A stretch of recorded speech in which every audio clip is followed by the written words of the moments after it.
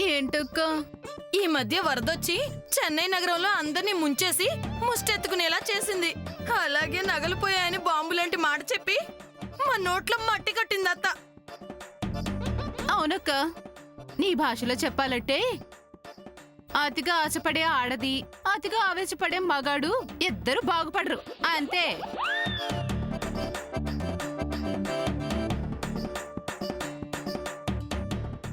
అంటే ఏంటి నువ్వనేది? నీ అత్యాసే ఎంతవరకు తెచ్చిపెట్టింది.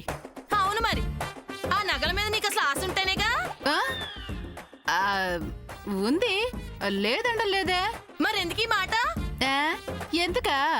పద్మ పెళ్లి పేరుతో మొత్తం నగలు అత్తగారి దగ్గర నుంచి లాగాలని చూసావు, అందుకే అత్తగారిద్దరికి ఎసరు బాగా పెట్టింది. నాకు ఇప్పుడే అర్థమైంది చెల్లి. నీ ఏడుపే ఇంతవరకు తీసుకొచ్చింది. కాదు, నీ స్వార్థమే చేటు చేసింది. అంటే నీకు స్వార్థం లేదు? నీ అంత లేదులే. అసలేంటి నీ ఉద్దేశం? హా? హా? ఏంటి మీద మీదకొస్తున్నావు? ఏం చేస్తావేంటి? అసలంతా నీ వల్లే జరిగింది. కాదు, నీ వల్లే జరిగింది. నోరు మూసుకొని వెళ్ళా. నువ్వే వెళ్ళ.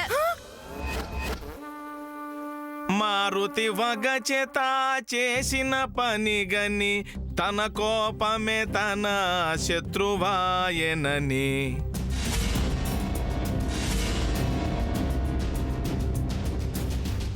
ఏంటి అలా చూస్తున్నారు? ఆంజనేయుడు అంతటోడే తన కోపమే తన శత్రువు అని చెప్పాడు. ఆయన నాకు చెప్పకపోయినా నేను మీకు చెప్తున్నాను, ఇది హితవు వినండి. అమ్మాయిలు, అసలు ఇంట్లో జరిగిందేంటి, ఈ సిచ్యువేషన్ లో మీ ఇద్దరి మధ్య జరుగుతుందేంటి జరుగుతుందేంటి అని. వెళ్ళను నువ్వు, వెళ్ళను నువ్వు. ఇలా మాట మాట అనుకోవడం, ఎడాపెడా తిట్టుకోవడం, ఎడమొహం పెడమొహంగా ఉండడం మీ ఇద్దరికి ఏమన్నా బాగుందా? మీ ఇద్దరికి ఏమన్నా బాగుందా?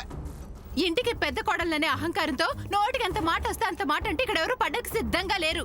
చిన్న కోడలు చిన్న కోడల్లా ఉండకుండా చిర్రెత్తుకొచ్చే మాటలు అంటుంటే పట్టానికి ఇక్కడ ఎవరు సిద్ధంగా లేరు.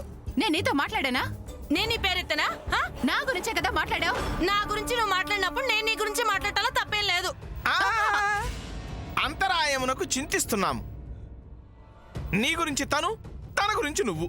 ఇలా ఒకళ్ళకొకళ్ళు మాట్లాడుకోవడానికి, కొట్టుకోవడానికి, దెప్పి పొడుచుకోవడానికి అమ్మా అసెంబ్లీ ఉందమ్మా మనకి. అది వాళ్ళ హక్కు. వాళ్ళ హక్కుల్ని కాలు రాసే కార్యక్రమానికి చుక్క అంటే ఫుల్ స్టాప్ పెట్టేసి నీట్గా ఈ ఇంట్లో మీ హక్కుల్ని సాధించడం ఎలా ఎలా ఎలా అన్న పాయింట్ గురించి మీ ఇద్దరు ఆలోచించండి.